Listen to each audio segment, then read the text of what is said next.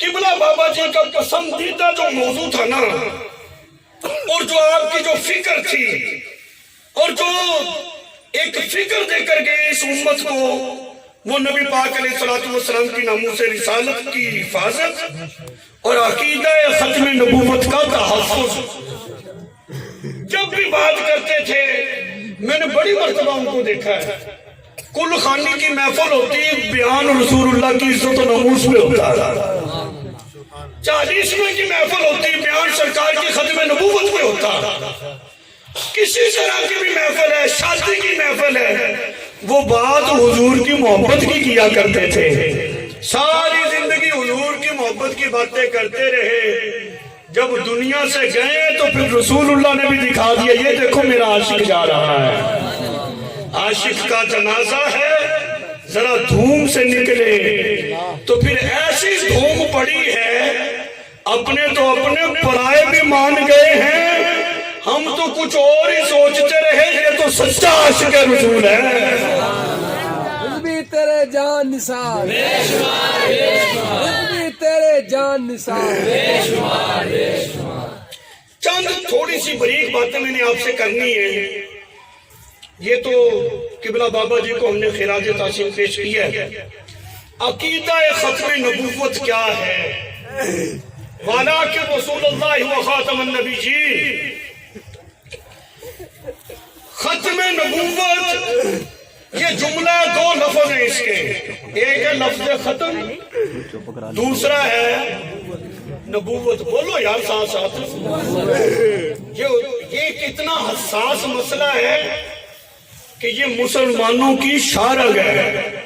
عقیدہ ختم نبوت ہے مسلمانوں کی شارگ ہے، اگر اس پر کسی نے حملہ کیا تو مطلب ہماری شارگ پہ حملہ کر رہے ہیں، اور اسلام کی ساری عمارت اسی عقیدے پہ کھڑی ہے۔ اگر اس میں اونچ نیچ ہوگی تو پھر کچھ بھی نہیں بچے گا۔ ختم نبوت ایک لفظ ہے ختم، دوسرا کیا ہے جی؟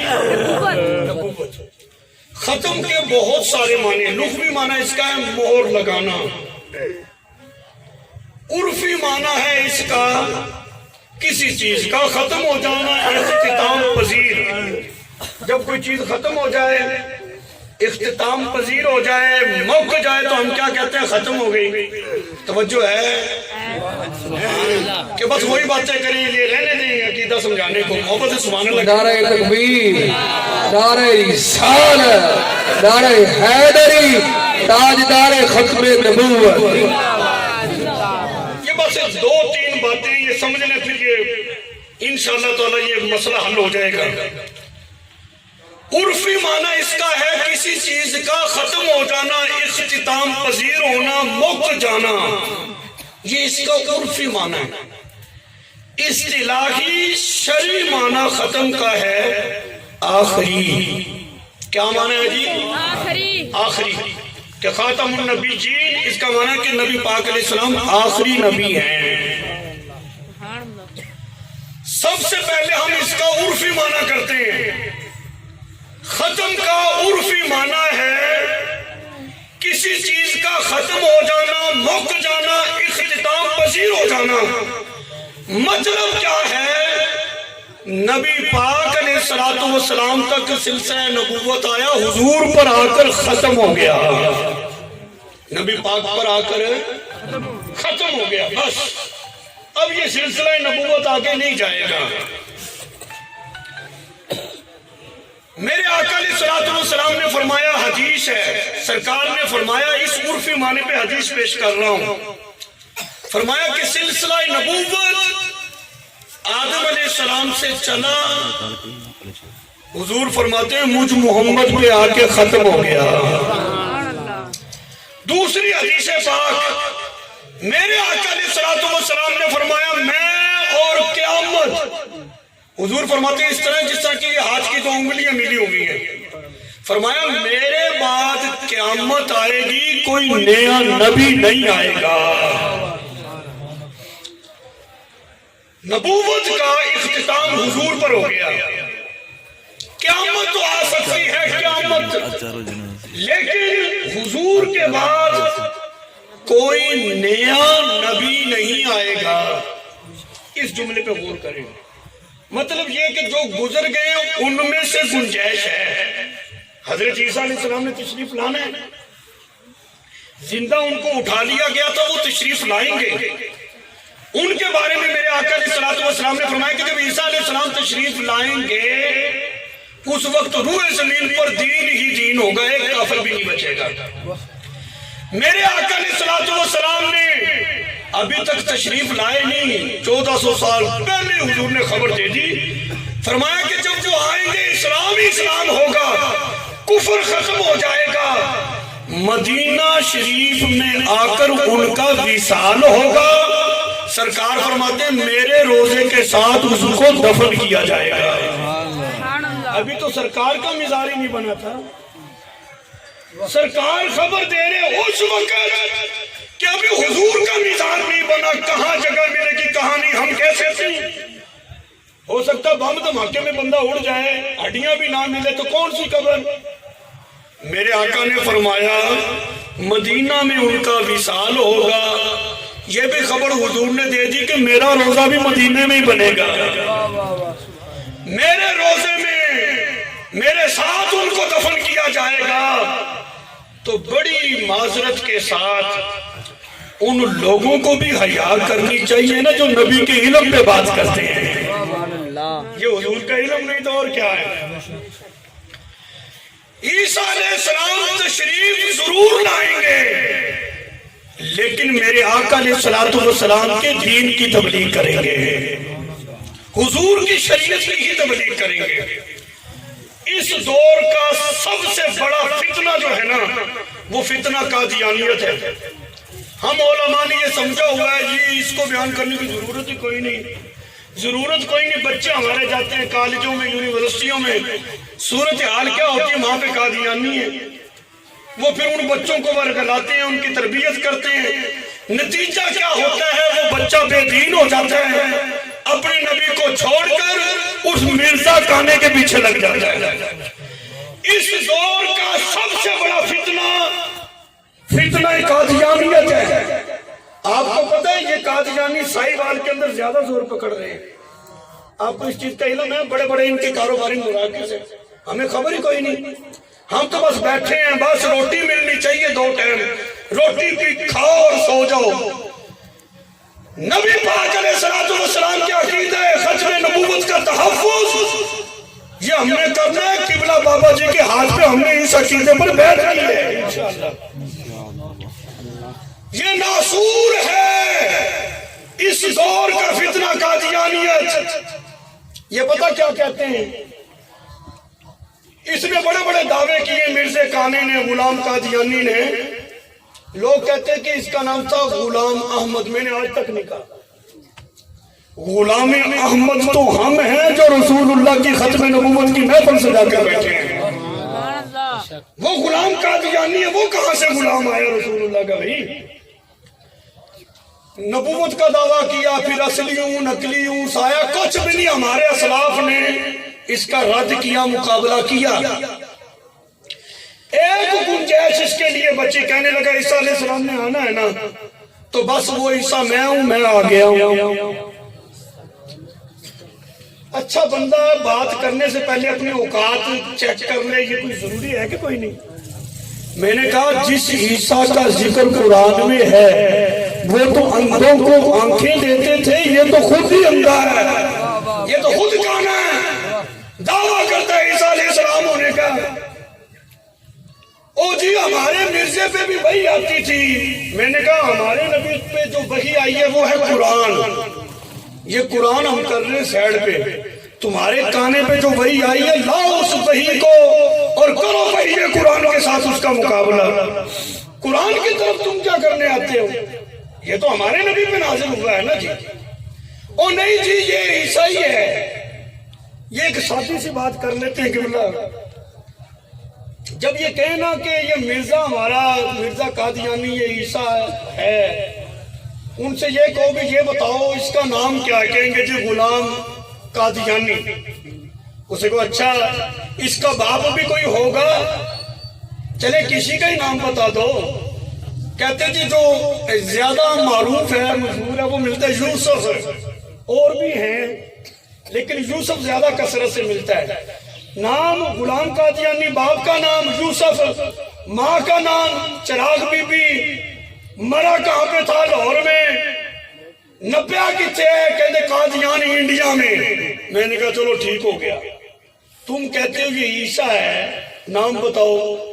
غلام قادیانی جس کا ذکر قرآن میں وہ تو عیسیٰ ہے. یہ تو نام میچ ہوا ہے. یار مجھے یہ بتاؤ، میں اٹھ کے جاؤں پھر واپس آؤں، جو جاتا ہے وہی واپس آتا ہے نا. ایسا ہوا کہ میں چلا جاؤں اور پھر واپس منصور صاحب آ کر کہیں کہ میں ہی مفتی کریم ارشد ہوں. ایسے ہوا ہے. گئے عیسیٰ علیہ السلام ہے، واپس بھی عیسیٰ علیہ السلام ہی آئیں گے کہ مرزا کھانا آئے گا. بات سوچنے والی ہے کہ کوئی نہیں.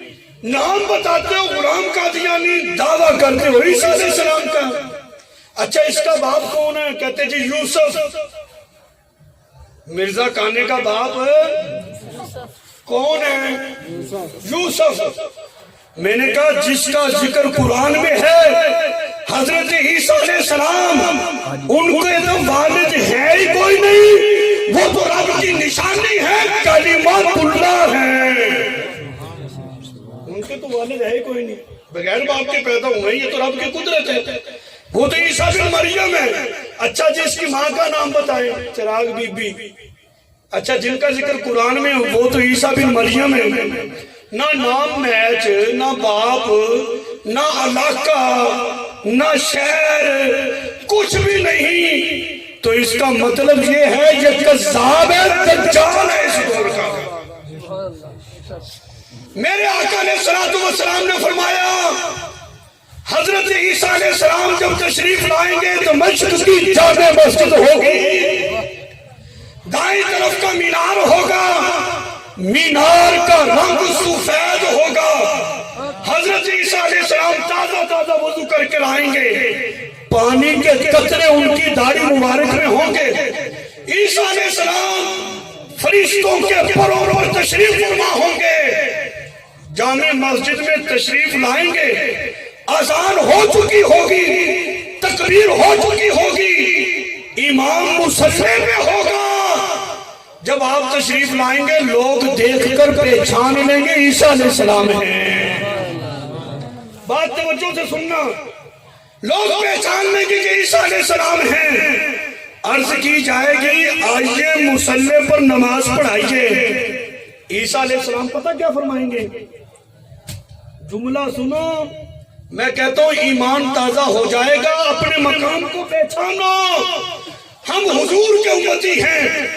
عیسیٰ علیہ السلام فرمائیں گے کہ میں مصلی پہ نہیں آ سکتا کیونکہ رسول اللہ کی امت کا بھی اعزاز ہے. سبحان اللہ. عیسیٰ علیہ السلام مصلی پہ نہیں آئیں گے.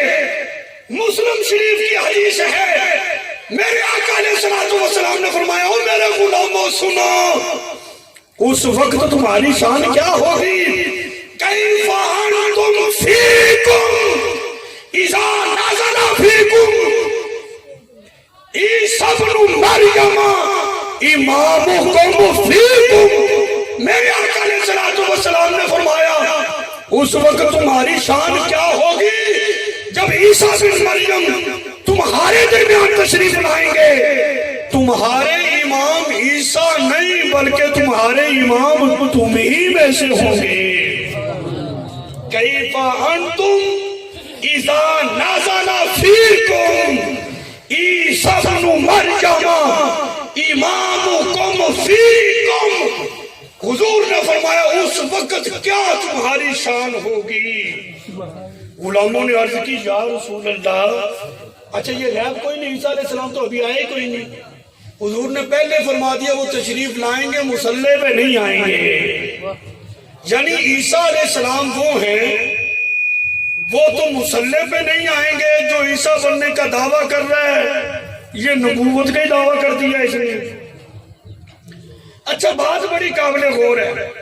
غلاموں نے عرض کی یا رسول اللہ صلی اللہ علیہ وسلم وہ امام ہوگا کون جس کے پیچھے عیسیٰ علیہ السلام نماز پڑھیں گے؟ محبت سے کہو نا ذرا سبحان اللہ۔ وہ امام کون ہوگا؟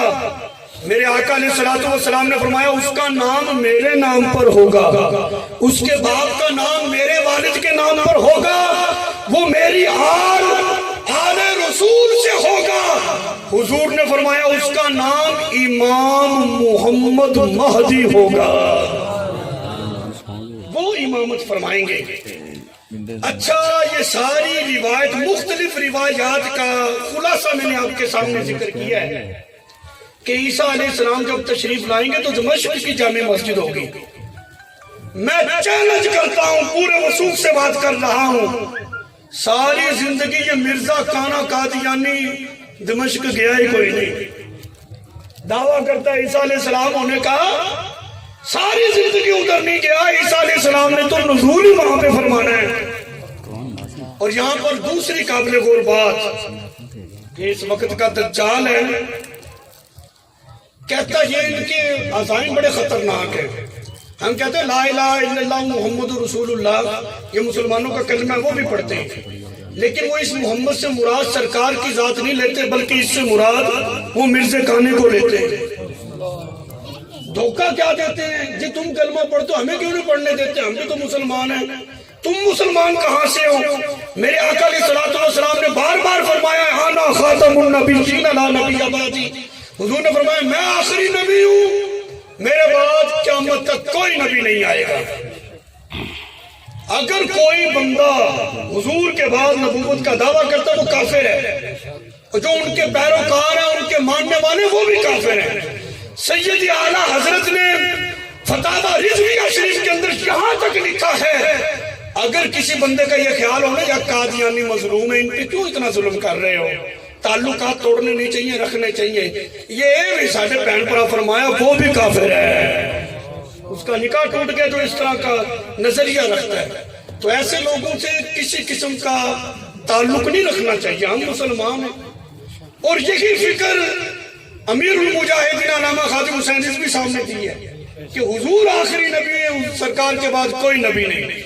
نصوص قطعیہ بھی یہی ہے۔ لیجے بات کو ہم سمیٹیں، اختتام کی طرف لائیں۔ میں نے کہا تھا کہ ختم کا ایک عرفی معنی ہے ختم ہو جانا، موک جانا، کسی چیز کا اختتام ہو جانا۔ لغوی معنی مہر، چلیں بے شک لغوی معنی لے لیں، اگر اس کا معنی ہم کر لیں مہر، نبوت کی مہر، مطلب یہ ہے کہ انبیاء کے آخر میں نبی کریم علیہ السلام تشریف لائے، جیسے تحریر لکھ کر آخر میں مہر لگا دی جاتی ہے، کوئی چیز پیک کر کے اس کے اوپر لاک لگایا جاتا ہے کہ کوئی نہیں، یہ بھی مہر ہوتی ہے لغوی اعتبار سے۔ مطلب یہ کہ نہ کوئی چیز اندر جائے نہ کوئی اندر کے باہر آئے۔ ختم نبوت کا معنی یہ بن جائے گا نبی کریم علیہ السلام کی آمد کے بعد اب یہ نبوت کی مہر ہو گئی ہے، نہ تو انبیاء کی صفوں میں سے کسی کو نبی ہونے سے نکالا جا سکتا ہے اور نہ ہی غیر نبی کو انبیاء کی صف میں ڈالا جا سکتا ہے۔ آخری نبی حضور ہے، مرزا کانے کی کوئی اوقات نہیں۔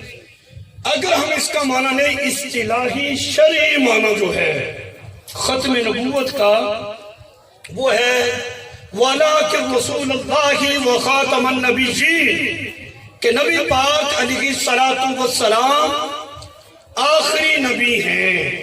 یہ اصطلاحی شرعی معنی ہے کہ حضور ہے، سارے بولو آخری نبی ہیں، نبی پاک علیہ السلام آخری نبی ہیں۔ اور جب تک ہمارے جسم میں خون ہے اور یہ خون ہمارے جسم میں گردش کر رہا ہے، آج قبلہ خادم حسین رضوی صاحب کی روح خوش ہو جائے، یہ عہد کرو ساری زندگی حضور کی ناموس کا پہرا دیں گے، عقیدہ ختم نبوت کا تحفظ کریں گے انشاءاللہ۔ انشاءاللہ انشاءاللہ۔ لبیک لبیک یا رسول اللہ، لبیک لبیک لبیک یا رسول اللہ، لبیک لبیک تاجدار ختم نبوت۔ فیض آباد کا ماحول بناؤ، پتہ چلے یہ بھی حضور کے عاشق ہیں جو وہاں پہ نہیں جا سکا یہاں اپنے عشق کا اظہار کرے. میں نے کہنا تاجدار ختم نبوت آپ نے 3 مرتبہ کہنا زندہ باد زندہ باد زندہ باد, لیکن اس ذوق اور شوق کے ساتھ کہنا کہ پتہ چلے کہ نعرہ لگا ہے تاجدار ختم نبوت, تاجدار ختم نبوت. میں کہتا ہوں بندے کی دنیا بھی بہتر ہے آخرت بھی بہتر ہے, یہ زندگی کا بھروسہ کوئی نہیں. ہر چیز دیکھیں نا, ہم کوئی چیز خریدتے ہیں وارنٹی 6 مہینے سال 2 سال ایسا ہوتا ہے نا, چل یار 6 مہینے سے چلے گی خرید لیتے ہیں. مجھے یہ بتاؤ زندگی کی کوئی وارنٹی ہے جو یہ سانس چل رہی ہے؟ خدا کی قسم ایک سانس کا بھی بھروسہ نہیں ہے. جو اندر جا رہا ہے نہ جانے اس نے بھی باہر آنا ہے کہ نہیں. اتنی بے اعتباری زندگی ہے. اس کی آسائش و آرام کے لیے ہم جو ہے وہ غداروں کے ساتھ کھڑے ہو جاتے ہیں, جو رسول اللہ کے غلام ہیں ان کو برا بھلا کہتے ہیں.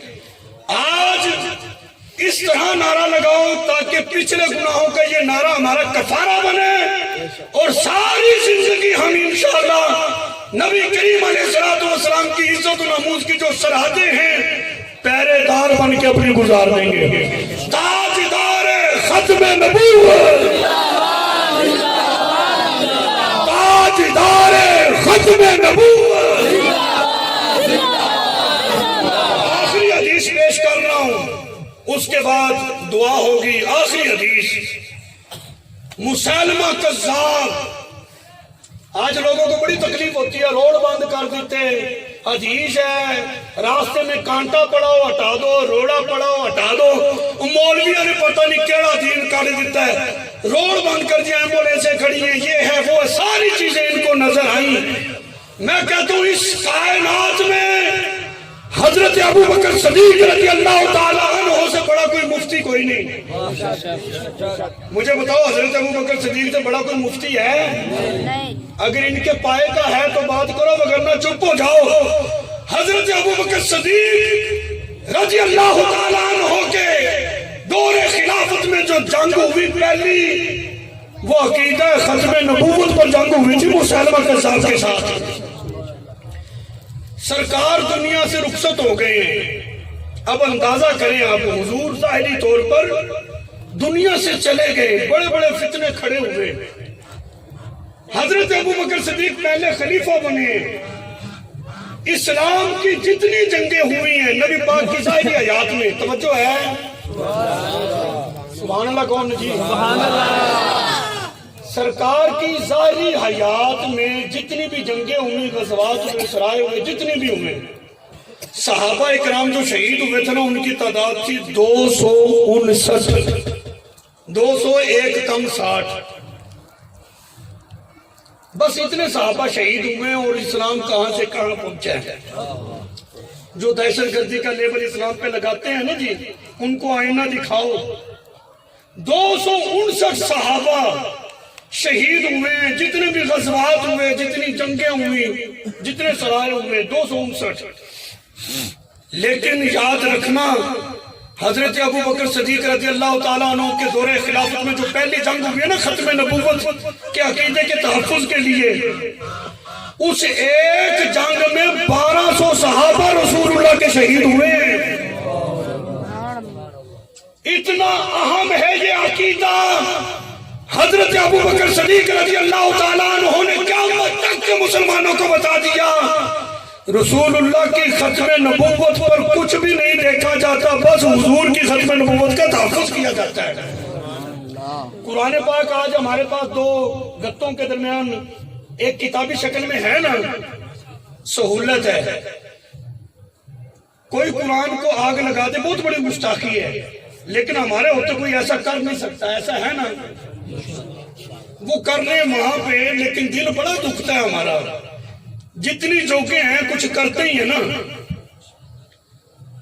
یہ اس وقت کی میں بات کر رہا ہوں, ابھی قرآن پاک کتابی شکل میں نہیں تھا, صحابہ کے سینوں میں تھا. 700 ایسے صحابہ جو قرآن کے قاری تھے, حافظ تھے, ان کے سینوں میں قرآن کی دولت محفوظ تھی, ایمانت تھی کہ بعد میں اس کو لکھ لیا جائے گا۔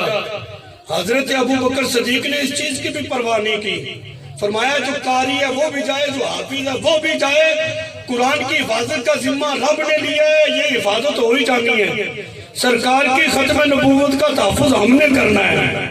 1200 صحابہ شہید ہوئے، 700 قرآن کے قاری ختم نبوت کی جنگ میں شہید ہوئے ہیں۔ میں کہتا ہوں آپ نے فرمایا کہ سارے جاؤ، امیر المومنین کے سامنے ہاتھ جوڑے گئے، سارے مرد چلے جائیں گے، مدینے میں تو ساری عورتیں ہی رہ جائیں گی، ان کا تحفظ کون کرے گا؟ آپ نے پتہ کیا جملہ بولا تھا؟ حضرت ابو بکر صدیق رضی اللہ تعالیٰ عنہ فرمانے لگے مدینہ شریف کی عورتوں کے جسموں کو کتے نوچ نوچ کر کھا جائیں میں یہ تو برداشت کر سکتا ہوں، لیکن رسول اللہ کی ختم نبوت پر ڈاکہ ڈرے یہ مجھے برداشت نہیں۔ تاجدار ختم نبوت زندہ باد، زندہ باد، زندہ باد، تاجدار ختم نبوت زندہ باد، زندہ باد، زندہ باد، تاجدار ختم نبوت زندہ باد، زندہ باد، زندہ باد۔ آج قبلہ امیر المجاہدین کی روح خوش ہو جائے گی۔ آج کہتے ہیں نا جی وہ بہت بڑا ناموس رسالت کا پہرے دار تھا، چلا گیا، کفر بڑا خوش ہوا۔ میں کہتا ہوں اتنا جشن منانے کی ضرورت نہیں ہے، اس نے ناموس رسالت پر پہرا دیا بھی ہے، لگایا بھی ہے، دیا بھی ہے، لگایا بھی ہے۔ وہ ایسا ناموس رسالت پر پہرا لگا کر گئے ہیں، یہ رسول اللہ کے غلام اپنی گردنیں تو دے سکتے ہیں، رسول اللہ کی عزت و ناموس میں سودا بازی کوئی نہیں کر سکتے۔ صدیوں بعد ایسی جماعت اور ایسا لیڈر اس امت کو ملا جس نے قدر کی آخرت میں اس کا انعام پائے گا، جس نے قدر نہیں کی ابھی وقت ہے، تائب ہو جائے اور اس جماعت کے ساتھ کھڑا ہو جائے۔ جس طرح وہ خالد مصطفی صاحب کہہ رہے تھے پرچی کی، خدا کی قدر پرچی کی اوقات کیا ہے یار، پرچی کی کیا حیثیت ہے؟ اس کی بات کرتے ہوئے شرم آتی ہے۔ کہاں حضور کا مقام، کہاں رسول اللہ کی عزت، کہاں ہم فخر کریں کہ ہم پرچی دیں گے؟ پرچی کی اوقات کیا ہے؟ پرچی کی حیثیت کیا ہے؟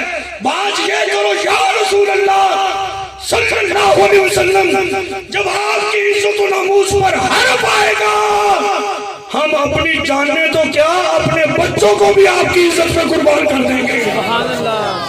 پرچی کی تو حیثیت کوئی نہیں، اس کی تو اوقات ہی کوئی نہیں، یہ تو حضور کے دین کو جانی جانی ہے، ساتھ ساتھ ہم تو اپنا سر بھی حضور کی ناموس کے لیے پیش کریں گے۔